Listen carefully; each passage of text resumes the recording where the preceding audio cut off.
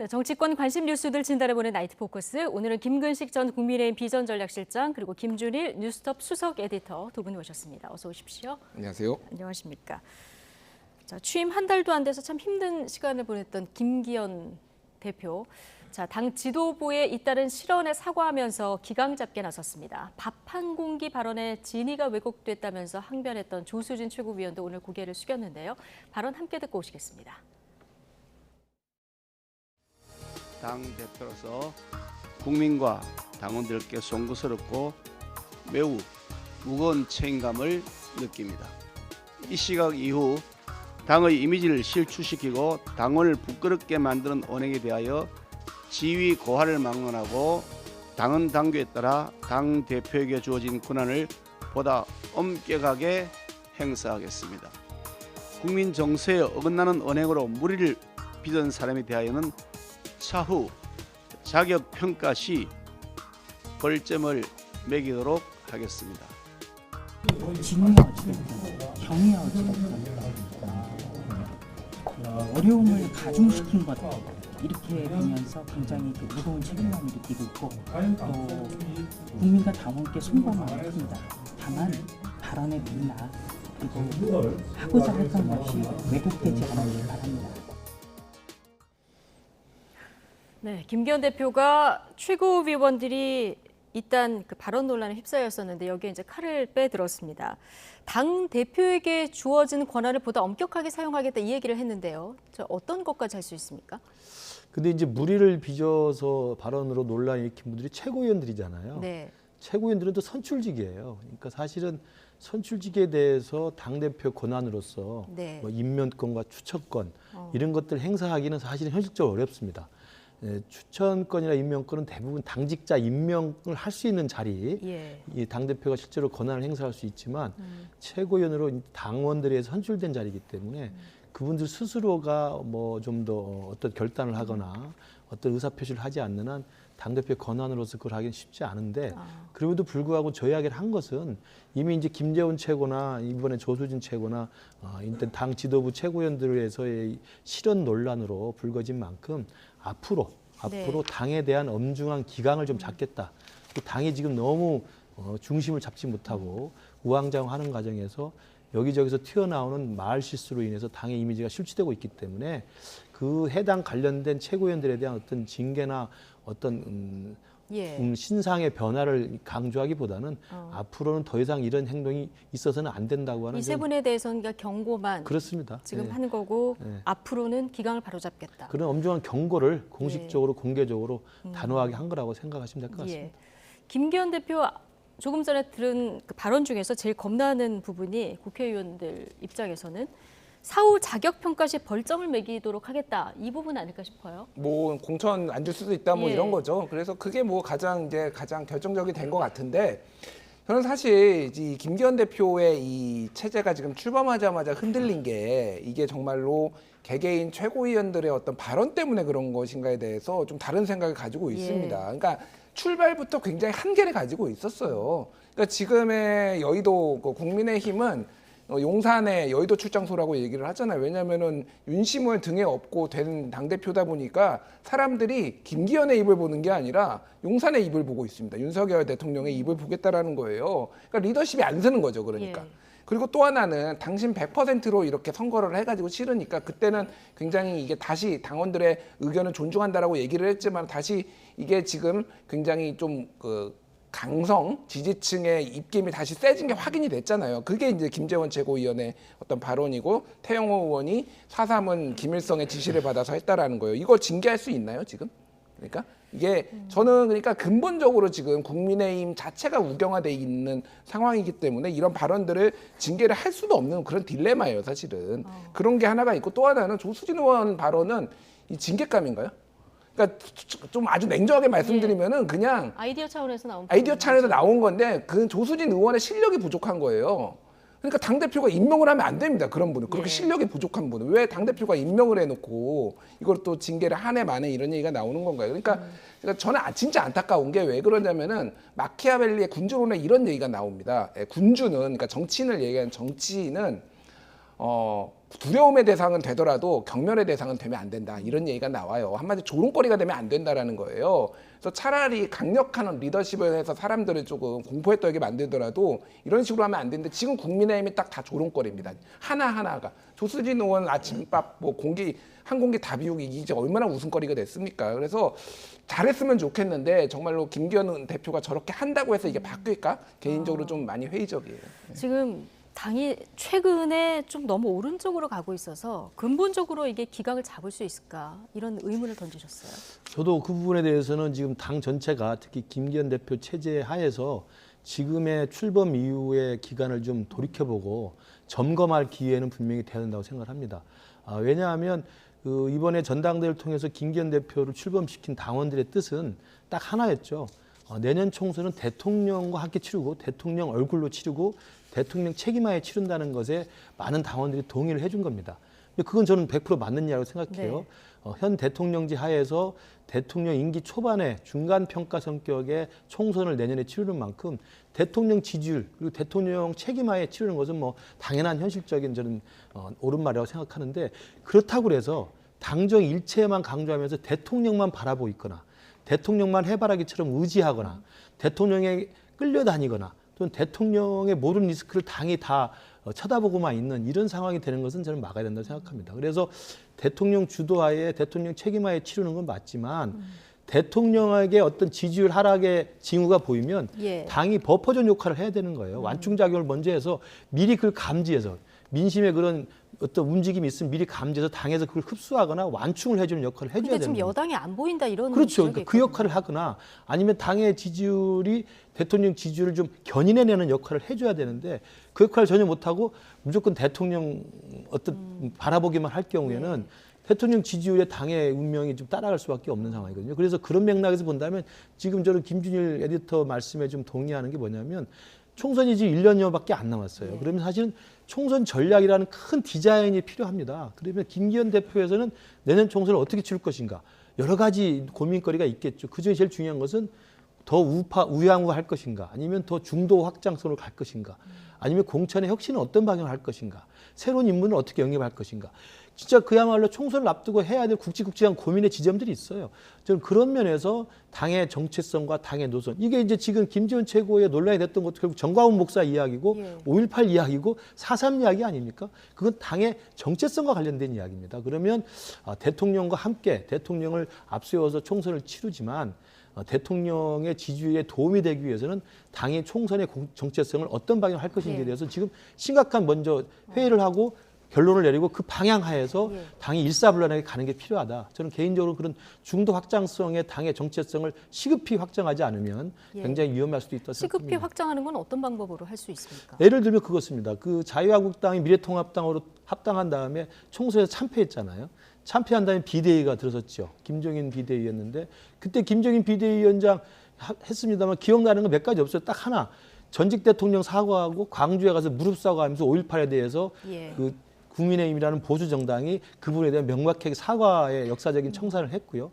또 하나는 호남을 향한 끊임없는 서진 정책을 했고요. 그리고 또 하나는 정강 정책을 수정을 해서 약자와의 동행, 기본소득 이런 복지와 어떤 따뜻한 보수 이미지를 계속 확충했거든요. 그때로 다시 좀 돌아가야 된다. 그래서 사실 국민의힘이 그런 중도 쪽으로 많이 진전을 예. 했고 그 국민의힘의 이미지 하에서 새로 영입된 윤석열 후보가 당의 대선 후보가 됐을 때 대통령 선거까지는 잘 아시다시피 지금 여론조사 분석에 나옵니다만 대통령 선거까지는 중도층 중에 상당수가 국민의힘을 지지했었습니다. 그래서 최근에 나온 우리 당에 대한 여론조사를 보면 중도층이 거의 민주당에 많이 흡수되고 국민의힘으로 오는 중도층은 굉장히 수가 급감했어요.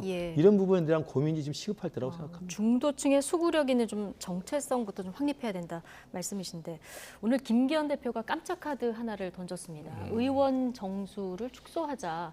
최소 30석 이상 구체적인 숫자까지 좀 꺼냈거든요. 배경이 뭘까요? 뭐 지금 현재 난맥상을 보이고 있는 여러 논란에서 좀 탈출을 하고 우리가 개혁의 이니셔티브를 쥐겠다 뭐 이런 것 같은데 개인적으로 조금 실망했는데 실망한 부분이 두 가지가 있습니다. 하나는 너무 게으르다.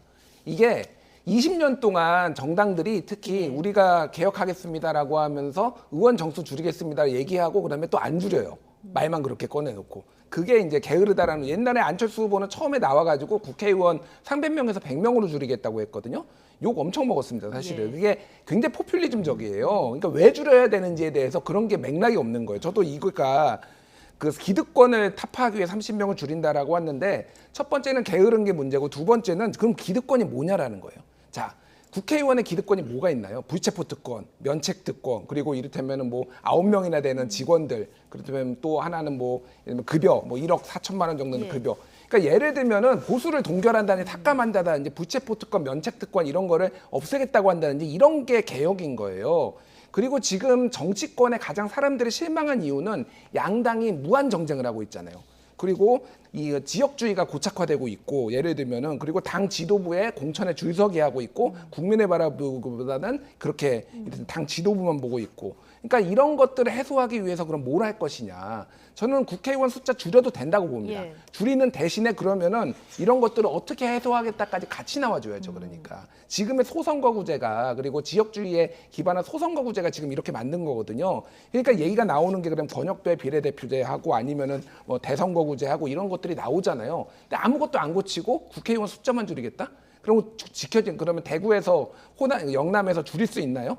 그러니까 본인들도 안 되는 얘기를 지금 꺼낸 거예요, 사실은. 이거 하나만 이렇게는 안 된다. 하기 어렵다. 현실적으로 예, 불가능하다는 얘기신데. 자, 한국갤럽이 3월 21일부터 24일까지 만 18세 이상 성인 1,001명을 대상으로 이제 조사를 해봤더니 표본 오차는 95%의 신뢰 수준 플러스 마이너스 3.1%포인트인데요. 국민 57%는 의원 정수를 줄여야 된다 이렇게 생각합니다. 오늘 김기현 대표도 이걸 네. 가져왔는데, 국민들은 국회의원 수 줄여야 된다 이런 의견이 많아요. 저도 이제 정치학자입니다만 우리 지금 대한민국의 국회의원의 정수가 다른 국가에 비교해 보면 적게도 평가될 수 있고 많게도 평가될 수 있습니다. 그래서 사실은 국회의원 숫자가 중요한 건 아닌데 네. 우리 국민들의 인식 속에는 국회의원들이 하는 일이 없다. 놀고 먹는 정상배에 불과하다라는 부정적 이미지가 압도적이죠. 왜냐하면 여야 모여서 정쟁에만 몰두하고 있고 극단적인 양극화의 진영 싸움에 몰두하고 있기 때문에 국민들 입장에서는 국회가 과연 생산적인 활동하는 게 뭐가 있느냐라는 그런 부정적 인식이 저는 높다고 생각합니다. 그렇기 때문에 의원 정수를 늘리는 것은 여론의 그 반대를 넘어설 수가 없어요. 예. 저는 개인적으로는 정치학자 내부에서 그 토론을 해보면 의원 정수를 늘린다는 쪽도 상당히 많은 의견이 나옵니다. 이제 그것을 근데 국민 여론을 넘어가기 어렵다는 것은 문제는 정수를 늘리느냐 줄이냐의 문제가 아니라 그건 사실은 파퓰리즘적인 성격도 있고 또 정치학적인 내부의 학술적 논의도 있습니다만 중요한 것은 국민의 부정적인 정치인에 대한 이미지를 어떻게 희석하고 불식할 것인가의 문제인데 그 부분에 대한 이야기는 없이 예. 정수를 늘리네 줄이네 이것만 가지고 해서는 국민들이 납득하기 어렵다라는 말씀을 예. 드리고요. 중요한 것은 이번에 이제 전원회의를 열어가지고 여야가 모여서 예. 머리를 맞대고 선거제 그 선거법에 대한 개정에 대해서 논의를 할 텐데 여기서 그러면 선거법을 어떻게 바꾸는 것이 이른바 이제 선거제도라는 것은 유권자로서의 주권자로서의 국민의 비례성과 대표성을 얼마나 많이 반영할 수 있느냐라는 예. 거거든요. 그런 비례성과 대표성의 원칙이라는 것을 가장 충실하게 반영할 수 있는 합리적 제도를 토론하면 될 거라고 생각합니다. 거기에는 국회의원 정수 문제도 있고 비례를 늘리는지 줄이는지 아니면 지역구를 소선거구를 할지 중대선거구를 할지 복합 혼합선거구를 할지 아니면 정당 명부식도 병립형으로 할지 연동형으로 할지 다양한 제도들이 있거든요. 그렇죠. 그런 논의들을 할 때 국민들에게 먼저 납득을 받기 위해서는 우리 정치가 더 이상은 이렇게 소모적이고 정쟁에 일삼는 게 아니라 생산적이고 국민을 위해서 일하는 정치를 하겠다는 것을 먼저 보여주고 나서 선거제도에 대한 개혁을 논의하는 것이 국민들에게 납득할 수 있다고 생각합니다. 근데 궁금한 게 오늘 대표가 최소 30석 이상 줄이자 이렇게 네. 제안을 했는데 이게 당 내부에서 좀 공유가 된 겁니까? 저는 아마 검토는 내부적으로 했을 거라고 생각하는데 그걸 이제 외부적으로 오늘 공개적으로 발표를 했기 때문에 특히나 전원회의를 앞두고 이야기가 되고 있어서 치열한 토론을 할 텐데 전원회의에 올려져 있는 세 가지 안은 다 국회의원 정수는 그대로 동결하는 걸 돼 그대로 있지 동결하는 않습니까? 걸, 근데 예. 30석을 줄인다는 것은 굉장히 큰 규모인데 예. 아마도 제 그냥 개인적인 생각으로는 비례대표에 대한 우리 국민들의 부정적 여론을 좀 반영한 것이 아닌가 싶습니다. 예. 특히 지난 21대 그 국회의원 선거에서는 비례대표제가 조금 더 좀 이상하게 된 게 연동형 비례대표제는 꼼수 방식으로 여야 정당이 다 유성정당을 만들어가지고 유성정당에서 비례대표 선출이나 선정 방식이 굉장히 불합리하게 됐다는 네. 평가가 많거든요. 그래서 아마 비례대표에 대한 부정적 평가 속에서 그리고 이 비례대표라는 것이 과연 지금 대한민국의 지금의 국력과 국격, 민주주의 수준 속에서 직능과 무슨 이 영역을 대표한다는 비례대표가 꼭 그렇게 필요할까? 네. 유럽식의 정말 명실상부한 비례대표로 가야 되는 게 아닌가? 이런 좀 논의들이 많이 있어서 아마 지금과 같은 과거 유신시대와 같은 비례대표 제도를 조금 줄여야 되지 않느냐라는 그런 아마 국민의힘 내부의 논의를 좀 반영한 게 아닌가 생각합니다. 예, 그런데 뭐 민주당뿐 아니라 뭐 정의당은 증원을 얘기를 했으니까요. 당연히 반대를 하고 있고 김진표 국회의장도 세비는 그대로 두고 그러니까 세비를 좀 1인이 받는 세비를 줄여서라도 정원을 좀 늘리는 건 어떻게니까 너무 복잡한 변수가 있다 보니까 이런 안까지 제안을 하지 않았습니까? 다음 주 전원이 시작되면 뭔가 합의점을 좀 찾아갈 수 있을지 어떻게 보십니까? 그러니까 합의점 찾기 쉽지 않을 거예요. 왜냐하면 각자 생각하는 정치 개혁의 방향성이 다 다릅니다. 다르니까. 예, 아까 전에 말씀드렸듯이 양당제를 다당제로 바꿔야 되는 거를 정치 개혁이라고 생각하시는 분도 있고 어떤 분들은 지역주의를 완화를 하는 거를 뭐 다당제까지 갈 필요 없고 네. 지역주의만 완화하자. 호남에서도 국민의힘 나오고 영남에서도 민주당 나오게만 하자 이렇게 하시는 분들도 있고 뭐 각각의 이제 아이디어가 달라요. 근데 저는 중요한 거는 이런 것 같습니다. 김은식 교수님 말씀하셨듯이 우리나라는 정치적 효능감을 굉장히 중요하게 생각을 해서 내 손으로 직접 뽑고 싶어 하거든요. 그러니까 비례대표에 대한 불신이 있는데 실제 비례대표들이 일을 더 못하지 않습니다. 잘하는 네. 사람이 많아요.